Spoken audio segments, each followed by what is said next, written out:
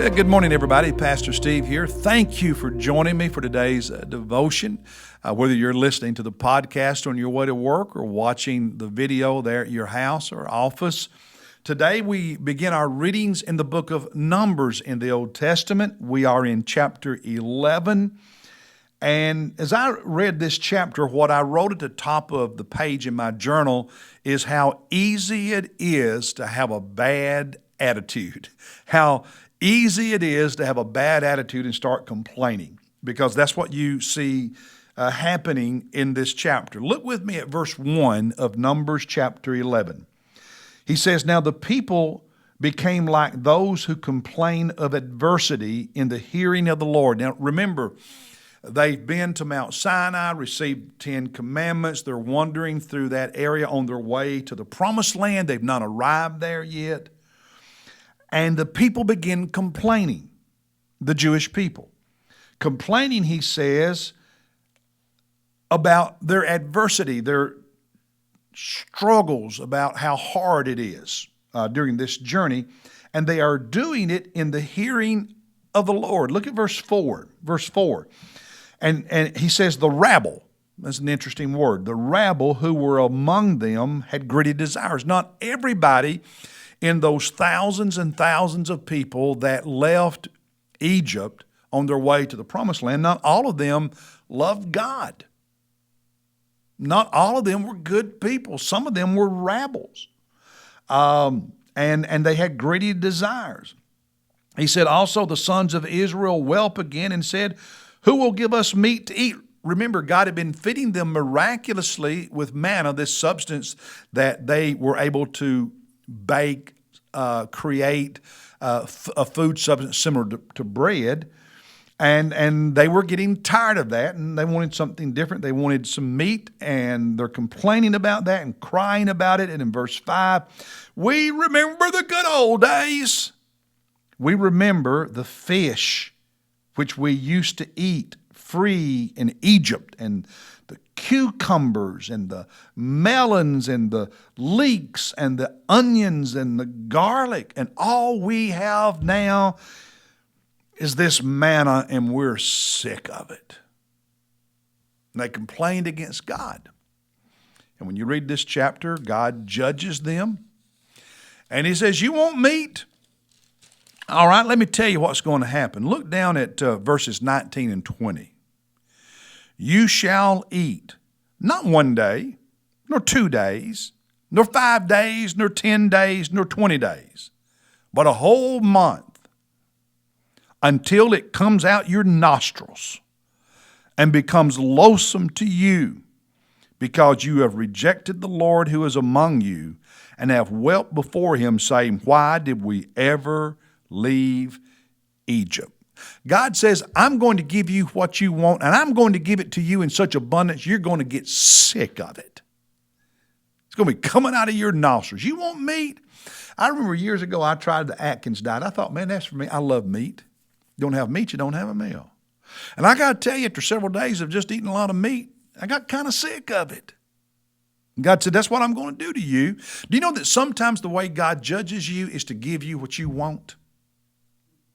And you find out you really didn't want it or need it, or you find out it messes up your life in some other ways. Complaining, complaining, complaining. Oh, we remember the good old days back in Egypt. Did they forget that in Egypt they had been slaves? Did they forget that in Egypt they were not free? Did they forget that in Egypt they had cried out to God to deliver them from slavery? Wow. Where was their gratitude? Trust, faithfulness, love. So we can get tunnel vision and just see the moment. Not see the future, not see the past, just see them. We can get tunnel vision. And we can become negative very quickly and have all this self-talk. We can forget and have selective memory. And it result in a bad attitude, a negative attitude that ultimately incurs the judgment of God. Wow.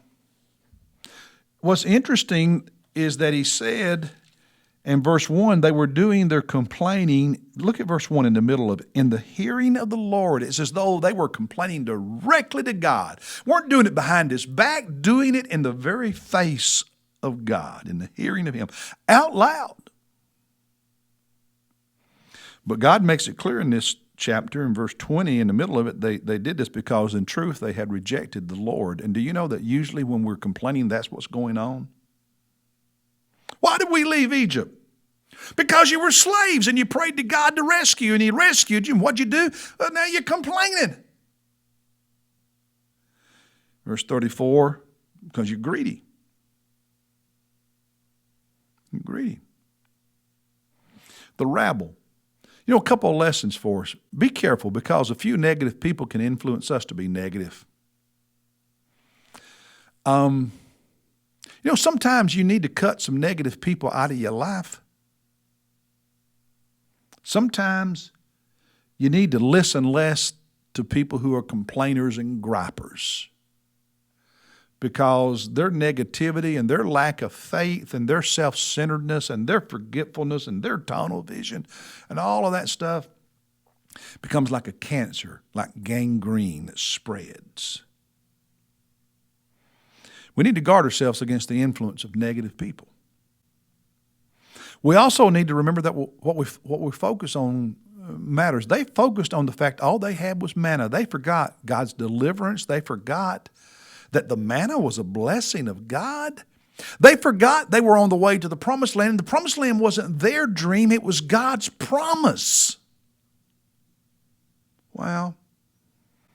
What we focus on matters. And what are you focusing on to build your faith? Or are you just focusing on the people and the things that tear down faith, that create negativity?